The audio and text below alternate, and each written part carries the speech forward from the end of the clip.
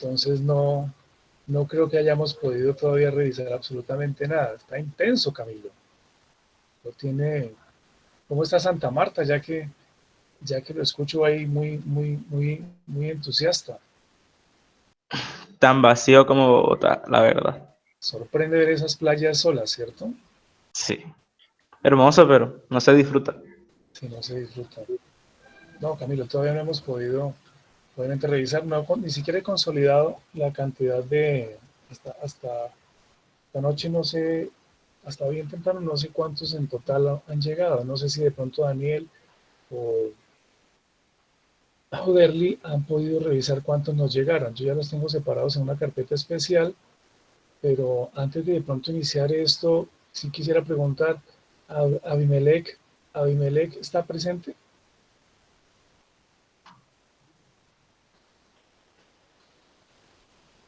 No, parece que no. Derly en la lista, en algún momento de la charla, él ha podido conectarse. Él respondió. No, profe, Sí, estaba muy profe. pendiente, Hola, pero hola, hola, hola. no. ¡Ah! Hola, Acaba de Abimelech. llegar. Sí, lo que pasa es que igual allá creo que no me ven por el nombre, porque Ay, aparece ¿qué un nombre nombre. tienes? Ahí aparece, creo que es Laura Milena, porque es el celular de una amiga que me lo presta, porque el mío no se adapta a las condiciones. Ah, ya Sí, entendí lo que pasó. Tú, Laura Milena. Ah, ¿Cómo así? listo. Explícame. Listo, Abimelech, ya sabiendo así, muchísimas gracias. ¿Cómo así? O sea, Laura Milena, esa es la cuenta de Laura Milena. Es Abimelech, sí, exactamente, pero quien está ahí es Abimelech. Hombre, Ah, qué bueno. me alegra mucho, Abimelech, que te conectaste por fin hoy. La semana pasada no no, estuviste. sí, profe, yo la semana pasada igual estuve en la misma condición, pero sí estuve en la clase. Ah, qué bien, qué Ah, bien. ok. Bueno, me Sí, alegra señor. mucho. ¿Estás aquí en Bogotá o te regresaste a tu territorio? Profe, yo estoy en mi casa, acá en mi pueblo. Yo me vine desde el martes de la semana pasada, me vine en la tarde, llegué acá el miércoles en la madrugada. Bueno, pues me alegra, me da mucha tranquilidad porque yo le he tratado de ubicar a usted de muchas maneras y le he enviado correos, pero no me respondió. Hasta un momento me respondió. Traté Señor, que por correo le escribí para saber qué ha pasado con usted, dónde estaba y no sabía que se había trasladado nuevamente a su región. Pero entonces, ¿está bien con la colaboración de Laura? ¿Tienes la opción de estar tomando tus clases virtuales? pues hasta ahora, profe, la clase que he podido ver de manera fluida ha sido la suya, el viernes pasado y la de hoy, Ok, porque y la las otras verdad, clases, ¿no? las otras ha sido muy difícil, profe, porque siempre se oye muy entrecortado, ¿no? Prácticamente, por lo menos la clase de matemáticas es una clase que no he podido verla con fluidez porque no se oye nada, o sea, se ve la pantalla pero no se oye lo que la profesora habla porque se corta mucho la comunicación. Con el profesor Gamboa me ha pasado lo mismo. Afortunadamente con su clase, pues la vez pasada estuvo bien, la pude ver bien y la pude escuchar bien y hoy igual pues estoy escuchando muy bien, gracias a Dios. Qué bueno. ¿Algunos de los otros compañeros han tenido una situación similar a la que plantea Abimelech en los cursos de matemáticas y en los otros cursos? Es para indagar simplemente porque puede ser eh, algo de origen, o sea, de la conexión del profesor que de pronto no se transmite suficientemente claro. ¿Nos pueden comentar? ¿Me escuchan? Pro- Profe, yo diría que puede ser la aplicación porque eh, Eh, con usted pues siempre he escuchado bien y con los otros profesores no, pues igual ellos siempre han usado creo que la misma aplicación los dos, creo que es Zoom. Ok, la Zoom sí que. Sí, hay el comentario de que los que utilizan Zoom tienen mala transmisión de origen. O sea, hay un problema. Si se vinculan muchos estudiantes, ahí se presenta una situación de problemas y fallas en la comunicación. Por cierta plataforma lo vota o no. Ok, bueno, me alegra mucho, me alegra entonces que puedas estar participando de la charla hoy. En química a veces se escucha mal. Ok, Gracias, pues. bueno, muy amable. Entonces, volvamos a la...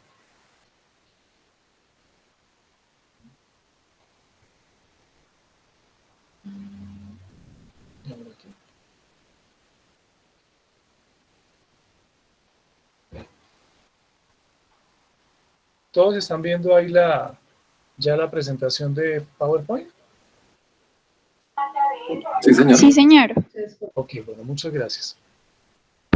Pues a ver, en este tema de las referencias bibliográficas para escritos, el propósito de la charla como tal es informarlos a ustedes sobre algo que es muy importante.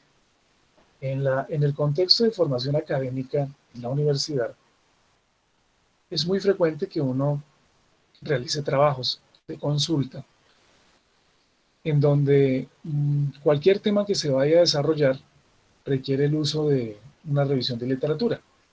Y las revisiones de literatura, como su nombre lo indica, es precisamente auscultar en bases de datos fuentes que son de diverso tipo. Pueden ser libros, pueden ser artículos en revistas científicas, pueden ser tesis de grado, pueden ser memorias de congreso, múltiples documentos, páginas de internet, portales de instituciones, etc. Y pues obviamente todo lo que uno consulta allí es algo que no necesariamente, o sea, uno no lo puede apropiar, o sea, uno no lo puede plasmar en escritos como si fuera un documento propio, o sea, sino que uno debe darle el reconocimiento a las fuentes de una manera correcta y adecuada, para lo cual existen normas. Creo que en algún momento mencionaba yo un símil que me parece muy claro frente a esto. Una canción tiene un autor, esa es la letra. O sea, la letra de la canción tiene un autor y él tiene un derecho de propiedad intelectual sobre esa canción como autor. Ese es un derecho que se conoce como el derecho moral. Existe igualmente para cualquier documento escrito ese derecho moral. Entonces, cuando uno es autor de algo, lo que hay que hacer es que siempre hay que citar ese autor que es poseedor de ese derecho moral. Muchos intérpretes pueden hacer uso de la letra de la canción y presentar versiones de música diferente. O sea, muchas canciones tienen múltiples versiones. Las más exitosas son las que en general tienen esta posibilidad. Pero no necesariamente, no por el hecho de que múltiples artistas interpreten una canción, el autor cambia. Cambia el intérprete, pero no cambia el autor de la canción. Entonces, a esto se refiere esto, y creo que es lo más cercano a lo que tenemos escrito. Todos los textos escritos tienen derechos morales, y uno debe respetar esos derechos morales como derechos de autor. Entonces, en la facultad tenemos una revista que es una revista científica, que es la revista Agronomía Colombiana, así se llama. Es una revista ya de una tradición de varias décadas, y digamos que allí plasmamos, algunos profesores en algún momento, tenemos información de los resultados de investigación de diferentes tópicos que en la universidad y en la facultad se abordan, tanto por grupos de investigación, por estudiantes, en trabajos de grado, en tesis de maestría, tesis de doctorado, etc. En algún momento se toma la decisión de ponerla allí, o de publicar algunos de los resultados allí, o tomar la decisión de presentarla o someterla a otras revistas nacionales o internacionales. Eso es lo que se conoce como la comunicación del conocimiento, que es la forma como realmente se construye conocimiento. Entonces, cuando usted va a hacer una consulta sobre cualquier tema, que hoy es enorme la cantidad de información que se consigue sobre cualquier tema, porque hay una facilidad y de alguna manera unas herramientas de consulta muy ágiles, en particular por la internet, pues uno accede a esa información y lo que hace es leer, lo que debe hacer es leer, y con eso que lee, seleccionar seleccionar información y plasmar textos. Entonces, a partir de que ustedes están ingresando a la universidad, lo que debemos tener en cuenta es precisamente de que todo lo que usted toma de una lectura, de un documento, llámese cualquier tipo de revista o fuente, así sean portales de internet, debe dársele el crédito a de dónde se obtuvo eso. Y eso se da el crédito dentro del texto y adicionalmente, formalmente al final, en lo que se conoce como literatura citada o bibliografía, se escribe en forma completa la fuente de donde fue obtenido esto. Entonces, de eso se trata esa charla de hoy. De aquí en adelante, la idea es que ustedes aprendan a que siempre que escriben algo, que es producto de consulta, que ustedes no son los autores, se reconozca el crédito de la información a los autores. Entonces vamos a hacer una pequeña introducción que prácticamente ya la hice. La segunda parte tiene que ver con cómo se cita dentro de texto. Y al final, el siguiente componente es cómo se estructura la literatura citada o bibliografía de diferentes fuentes, libros, capítulos de libros, revistas, sitios web, tesis o memorias. Y al final, el taller que vamos a dejar relacionado con este tema y con la charla que acaba de pasar relacionada con suelos. Entonces, a manera de introducción, ya lo dije, se deben respetar los derechos de propiedad intelectual, y eso es exactamente los derechos morales.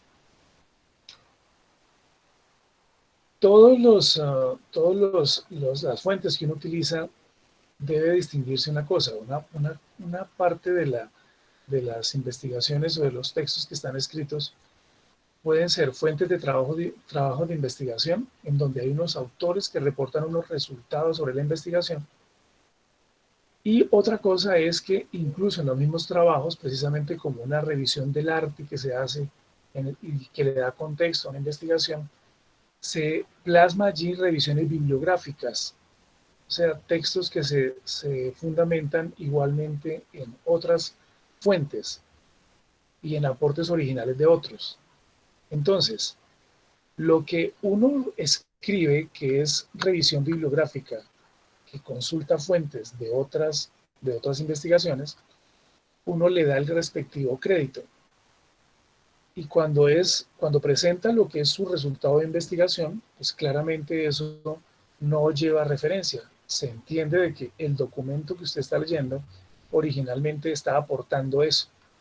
Pues hay dos cosas que normalmente tienen los documentos escritos, que uno lo puede ver claramente, en particular en el componente de revisión del estado del arte o introducción del documento. Ahora vemos algunos ejemplos. Entonces, consistentemente dentro de una revisión bibliográfica se utiliza las formas de citar interna es reconocer el autor o autores y el año. Y hay dos formas de ponerlo. Bien sea dentro de paréntesis, dependiendo del contexto como se está escribiendo, ahora lo vamos a ver en un ejemplo, o igualmente escribiendo el apellido y dentro de paréntesis el año. ¿A qué se refiere el apellido? Se refiere el apellido, en este caso que dice García, 2003. Significa que lo que se está poniendo allí, lo que se está plasmando escrito, la fuente es un autor que tiene como primer apellido García, y eso lo publicó o está publicado en el año 2003. En el texto, como tal, no se necesita más información, si el autor es uno solo. Si el autor, pero dependiendo cómo se escriba, va entre paréntesis o va en la siguiente forma que dice García, paréntesis 2003. Ahora vemos unos ejemplos en artículos para ilustrar este caso. Igualmente, si los autores son dos, entonces los dos primeros apellidos de las personas que son responsables de esa información o que la generaron, se plasman en el texto. Puede ser dentro de paréntesis o también fuera de paréntesis. Pues, por ejemplo, en este caso se está diciendo que algún texto que está previo, la propiedad de esa información es de García y López y el año en el cual lo publicaron, en 2012. Fíjense que hay una coma después en el primer caso, García, coma, 2003. En el siguiente caso, García y López, son dos autores, coma, 2012. O en el caso en que estén por fuera de paréntesis, es porque depende como la persona que está escribiendo la revisión plasme lo que quiere decir. Ahora les indico los ejemplos sobre los artículos. Cuando hay 3 o más autores por norma, no todas las normas son iguales.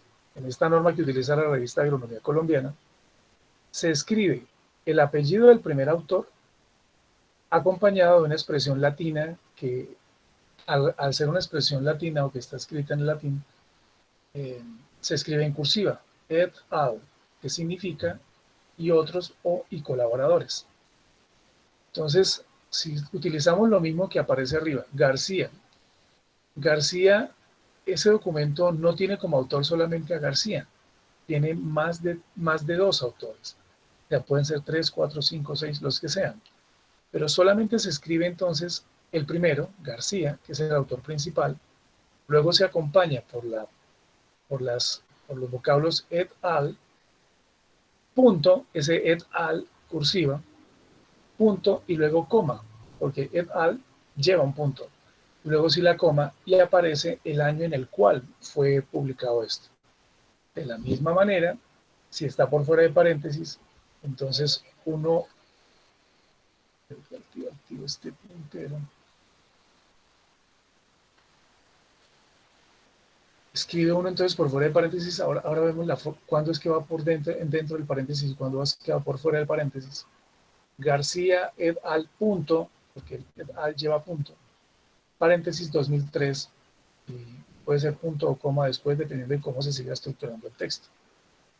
Pues miremos ejemplos ya en algún artículo que está publicado.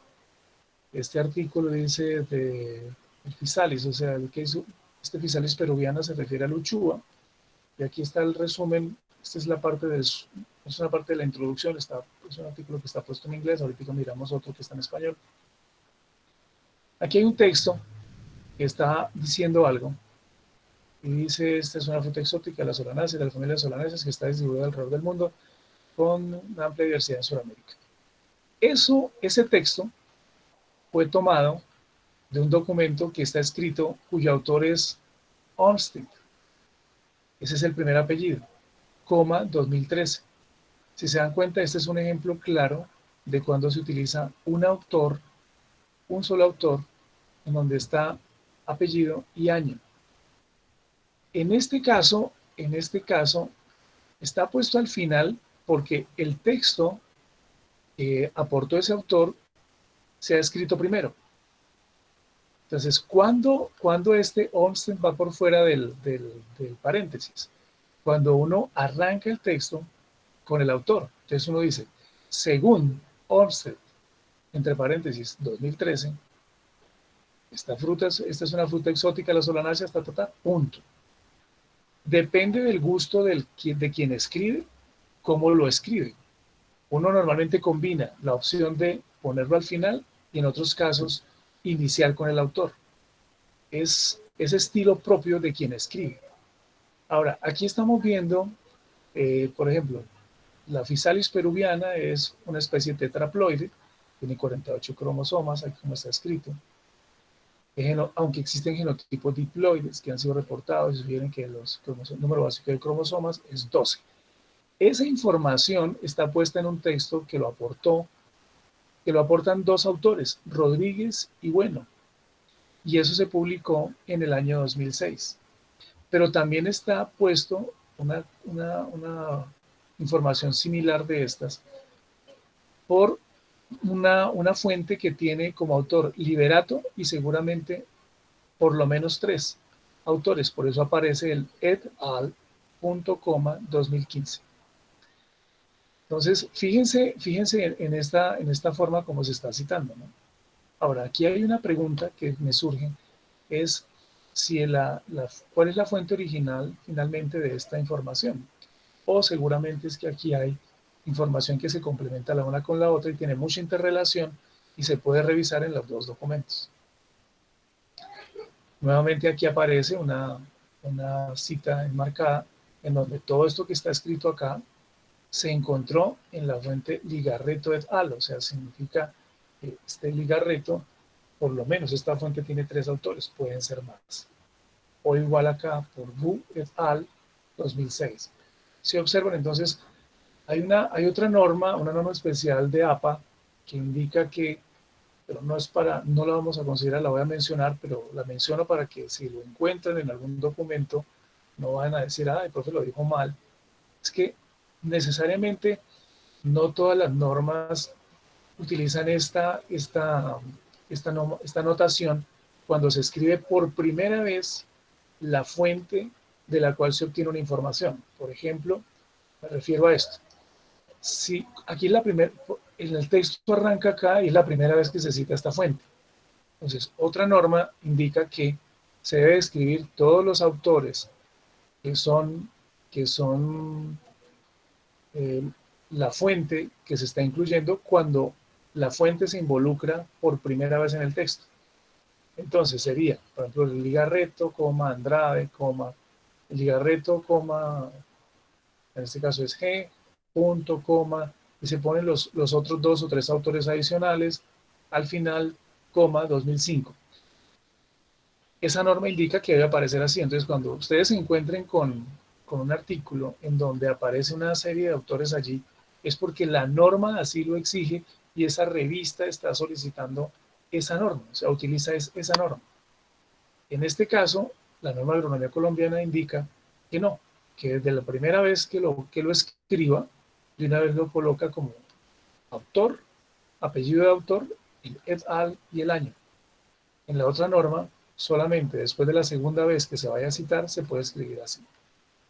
Entonces, son cosas particulares que se vuelven sutilezas, ¿no? Son detalles y que uno tiene que atender dependiendo de la revista donde quiera publicar. Porque la revista tiene normas y le dice tal cosa. Por ejemplo, esta es otra cosa. Este es el autor del artículo que estoy poniendo allí como ejemplo, que no está puesto el título. Es García Arias et al. 2018. Aquí hay una variación también, si ustedes se dan cuenta. Aquí está el primer apellido y el segundo apellido del autor. Esto solamente se escribe así cuando la fuente tiene como autor, el autor de la fuente se ha ubicado con los 2 apellidos. Eso es preferencia personal también de los autores. Ahora, también no necesariamente es preferencia, sino también es como las revistas soliciten que vayan los autores de las publicaciones. En este caso están escritos los dos apellidos para específicamente García. Hay muchísimos, ¿no? Entonces, en muchos casos uno dice, no, pues para que al menos sepan que soy yo, pongo mi segundo apellido. Para escribir el segundo apellido es estrictamente obligatorio separar el primero del segundo con un guión, el guión medio.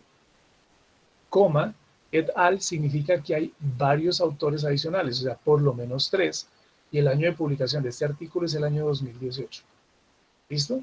Fíjense en este pequeño párrafo todas las diferencias que hay en cómo se escriben las fuentes de los autores que están aportando la información en la revisión bibliográfica. O sea, este autor de este artículo ha utilizado estos autores y los ha puesto así, correctamente.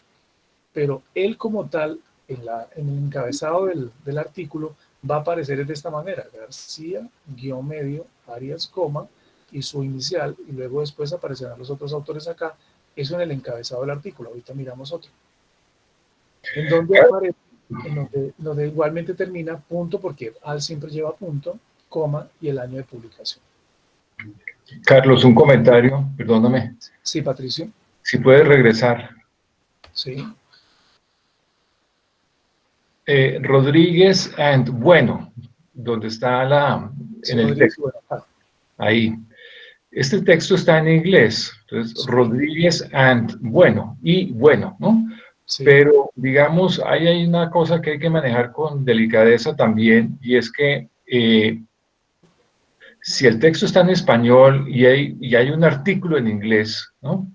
Que uno cita, por ejemplo, que este artículo esté en inglés, uno también puede poner Rodríguez y, bueno, en vez de poner el ENT para ser coherente, digamos, con el idioma Sí, español en este caso. Es un comentario, pero se puede manejar ambas cosas, pero usualmente es mejor citar, si está el en artículo el idioma, en español, Rodríguez en el y idioma bueno, original de los autores, sí. Pero esto ya son preferencias del editor de la revista. correcto. Toma la decisión de que en la revista todo lo que no es eh, de lengua, o sea, todo lo que se puede poner en la lengua que se está escribiendo, debe estar en la lengua que se escribe. Por eso aquí el uso del an y no el uso del i.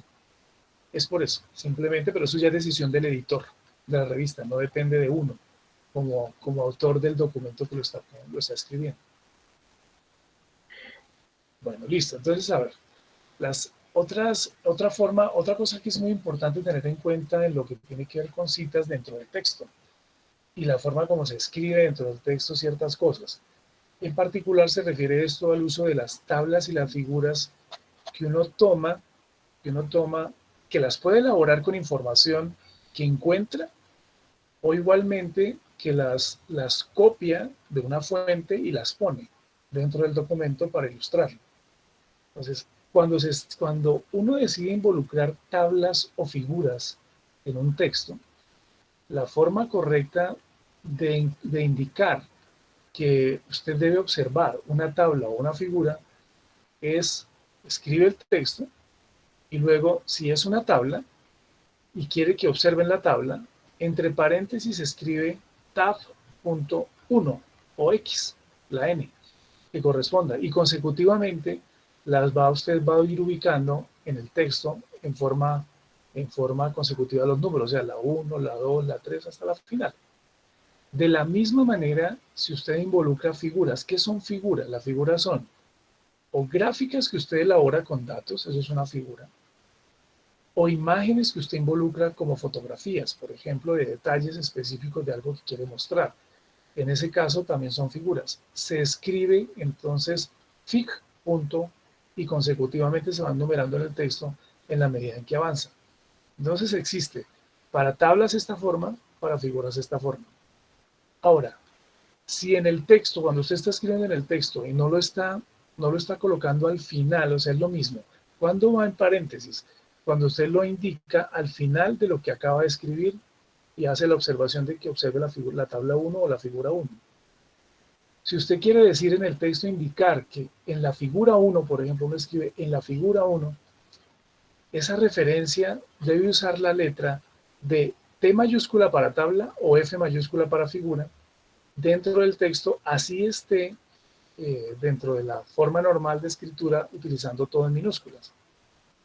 Ejemplo, yo puedo decir como se mostró en la tabla 1 y en ese caso la palabra tabla se escribe completa con mayúscula inicial o la tabla 2, etcétera. O también se puede indicar, como aparece acá, como aparece o se ilustra en la figura 1.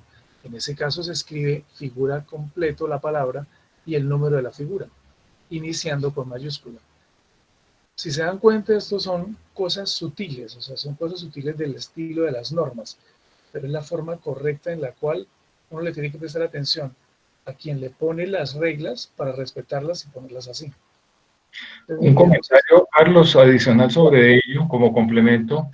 La lógica también responde a que la tabla o la figura en este caso es un nombre propio. Es decir, yo no puedo seguir hablar de corrido como se ilustra en la tabla 1 y tabla es como estamos hablando de una tabla específica, es un nombre propio que está más adelante presentada. Entonces, como es un nombre propio, va con mayúscula. Los nombres propios van con mayúscula. Ok, es una norma de escritura en los diferentes idiomas. Esa particularidad que menciona el profesor Patricio. Entonces miremos acá. Es nuevamente el mismo trabajo y aquí hay una información que el autor ya está presentando, digamos, esto ya de sus aportes, de sus resultados. Él menciona acá unos detalles y al final dice tab 2. O sea, lo que está escrito acá, usted lo puede ver también en la tabla 2, seguramente con más información. O igualmente acá, en este caso se está citando de que observe las figuras, fíjate que está puesto en plural, FIG, si fuera la 1G, sería la 1 nomás, sería FIG 1, o puede ser FIG 1G o FIG 1H, pero como está puesta la información en dos partes de la misma figura, en la parte G y en la parte H, que en este momento no lo estoy mostrando acá, se coloca en plural FIGs 1G a H. Es la forma como se cita acá al final, o se llama la atención de que revise la tabla o la figura, pero al final del texto, después de que la persona indica dónde mirar. Si el autor quisiera indicar algo diferente o escribirlo de otra manera, podría decir antes del verso, en la tabla 2, o sea, en the table 2,